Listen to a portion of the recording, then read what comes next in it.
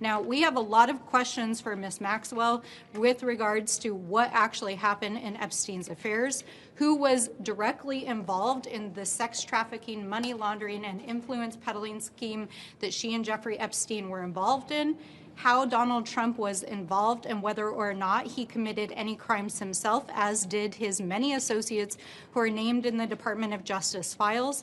Let us be clear that Donald Trump is not only named thousands of times in the latest release from the Department of Justice, he is named over 38,000 times in the files that were released 2 weeks ago alone. And we know that that only represents half of the files that the Department of Justice has in its possession, including files that were used for direct investigations of perpetrators, people who committed crimes, people who were co-conspirators in those crimes, and individuals who knew of those crimes.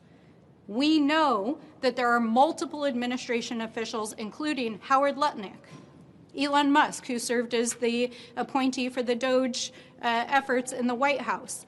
We know that the Secretary of Navy. We know that Steve Bannon. We know that there are more than 36 associates, family members, and individuals directly associated with Donald Trump named in those files.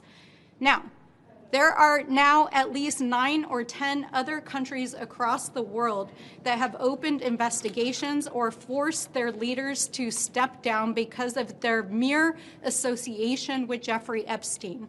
And the United States government is engaged in an active cover-up of the largest sex trafficking scandal and influence peddling scandal in the history of the United States, and Donald Trump is right at the center of it. And the person who is living to provide the evidence, who knows what is going on, is trying to invoke the Fifth to buy her clemency.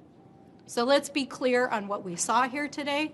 This was an effort to essentially try to secure her pardon by keeping her mouth shut. And we will not allow this silence to stand.